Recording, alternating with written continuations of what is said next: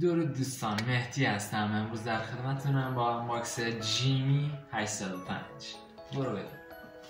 خب بریم ببینیم جیمی چیا برامون توی این جعبه گذاشته.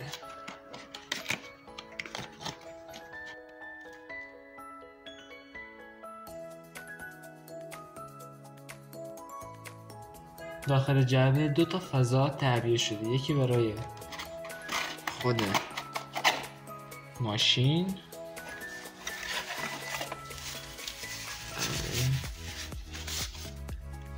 نگاه استیل گنگو،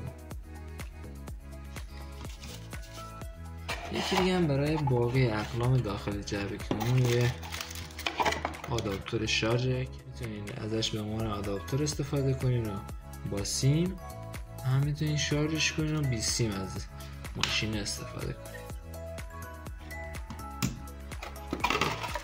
شنل حلقه 3.1 میلیمتر و شنل حلقه 3 تا 13 میلیمتر،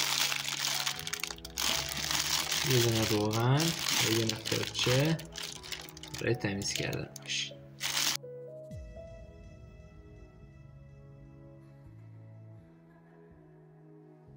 اگه تا اینجای ویدیو برات مفید بود لایک رو بزن که بریم سراغ بررسی ماشین.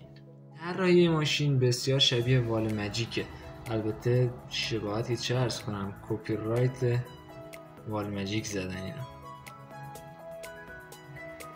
جنس بدنه از پلاستیک، جنسش هم خوبه. جنس تیغا از استیل ضد زنگه که اگه به موقع روغن کاری بشه خرابی نداره.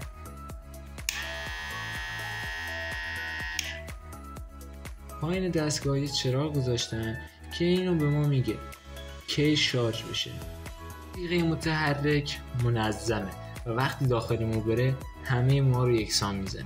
تیغه ثابتش هم که همونجور که میبینید قوس داره و برای فید زنی عالیه.